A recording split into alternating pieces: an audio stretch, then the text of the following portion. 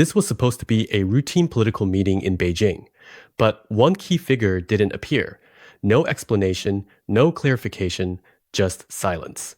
Within hours, rumors began to circulate. Some overseas commentators claimed that Zhang Youxia, one of China's most senior military leaders, may be facing an internal investigation with unverified reports, even suggesting that members of his immediate family were taken in for questioning. Now, none of this is confirmed, no independent verification. But when rumors reach this level this fast inside a system built on information control, the real signal may not be the rumor. It may be the silence. Before we go any further, a quick note.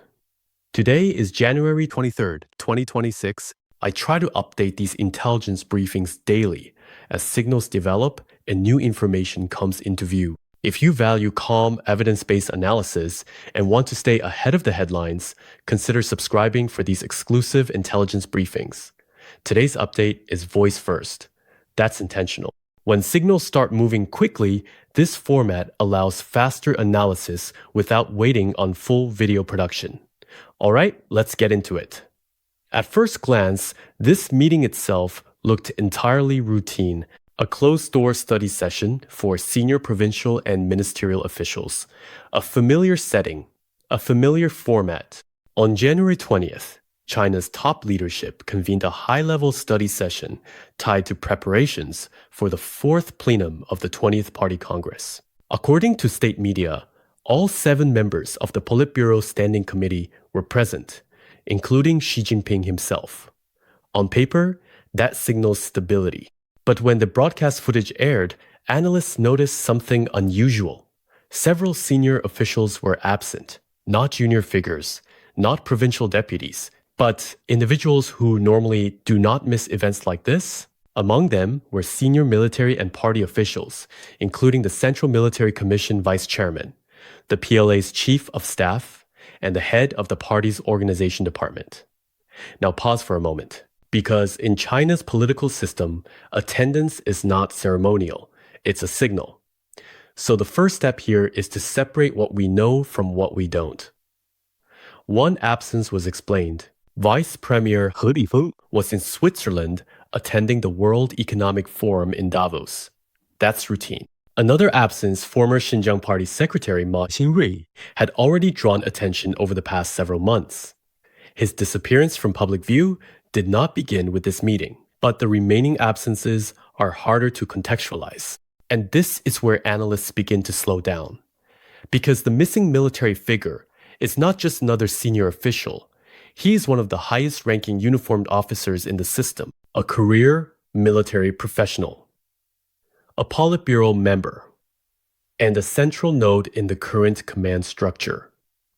When someone at that level does not appear without explanation, it creates an information vacuum. And in opaque political systems, information vacuums rarely stay empty. Over the past several days, a wide range of claims have circulated outside China. Some came from independent commentators, others from overseas Chinese language media. Many of them contradict one another. That matters, because none of these claims can be independently verified. Responsible analysis means stating that clearly, but it also means asking why these narratives are spreading now.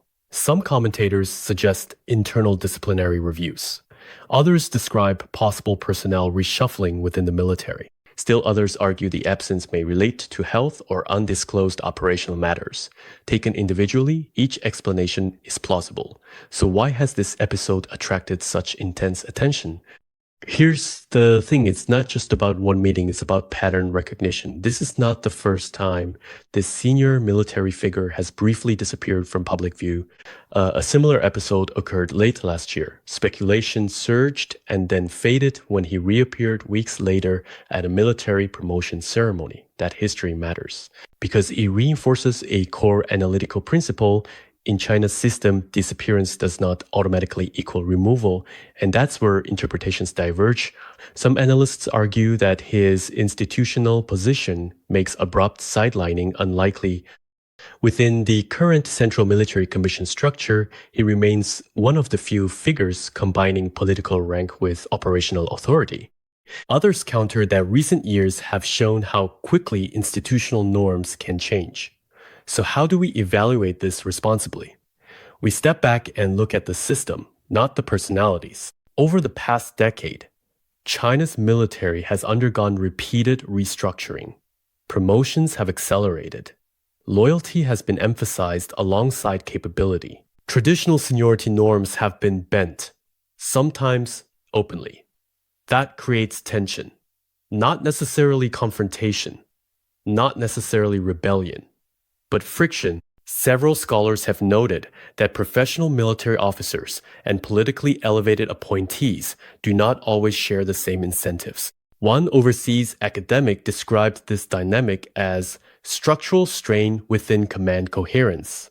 Whether one agrees with that phrasing or not, the fact that such language is entering public analysis is itself notable. Let's widen the lens slightly. The absence of the party's top personnel official deserves separate attention. As head of the organization department, his role centers on cadre management and internal training. That makes his absence from multiple senior study sessions especially noticeable. A former regional official, speaking through independent media, suggested this deviation may be institutionally significant. That interpretation cannot be confirmed, but it helps explain why observers are paying attention. Because when officials responsible for personnel oversight are missing from personnel-focused events, questions naturally arise. There's one more detail worth noting. Following a recent industrial accident in Inner Mongolia, local officials publicly cited guidance from Cai Qi, a senior party figure whose portfolio does not typically include emergency management. That stood out, not because it proves anything, but because it deviates from standard signaling norms. In tightly choreographed systems, deviations are rarely accidental. Still, caution is essential.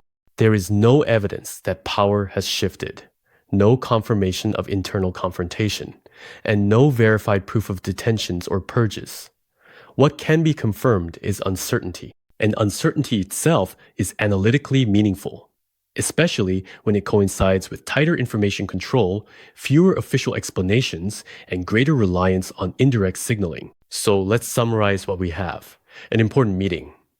Several unexplained absences, conflicting interpretations, and a system known for opacity. Taken individually, none of these justify firm conclusions. Taken together, they form a pattern worth monitoring. Not sensationalizing, not exaggerating, just observing. As China approaches additional political milestones this year, appearances and disappearances will continue to be read closely. So the real question isn't whether something dramatic has already happened. It's this. In a system where visibility equals authority, what does prolonged ambiguity tell us about how power is being managed and protected right now? That's the question analysts will keep watching. Over time, quietly, carefully. I'm Eric Chen. This has been your intelligence briefing. We'll continue tracking these signals carefully and without noise. See you around.